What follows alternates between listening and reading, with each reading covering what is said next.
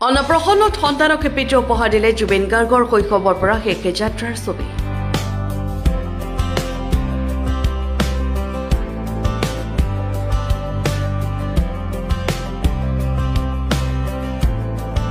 অন্নপ্ৰসন্নত twenty 5 দিনা ভাঙি দিয়াতকৈ তেওঁৰ ঘৰৰ দেৱালত অংকন কৰালে জুবিন গাৰ্গৰ ছবি।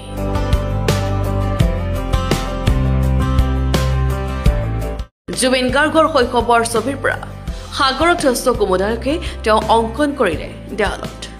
তেওঁৰ দেহটো মাতৃভূমিলৈ আনি থাকোঁতে হোৱা জনসমুদ্ৰ অংকন কৰালে এই পিতৃগৰাকী, যাতে তেওঁৰ কণমানি সন্তানটি ডাঙৰ হৈ চিনিব পাৰে গানৰ ভগৱানজনক।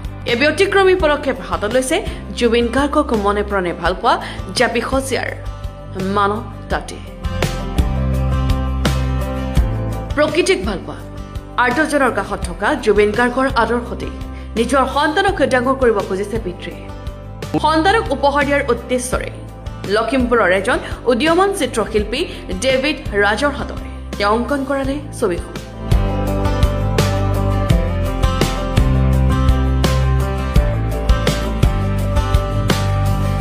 জীয়াই থকালৈকে এই ছবিখিনি ৰং তুলিকাৰে জীৱিত কৰি ৰখাৰ সংকল্প লৈছে পিতৃগৰাকী। জুবিনদাৰ শৈশৱৰ পৰা শেষ যাত্ৰালৈকে এই ছবিসমূহ আঁকিবলৈ পাই সুখী চিত্ৰশিল্পীগৰাকীও। Bureau report, Lakhimpur.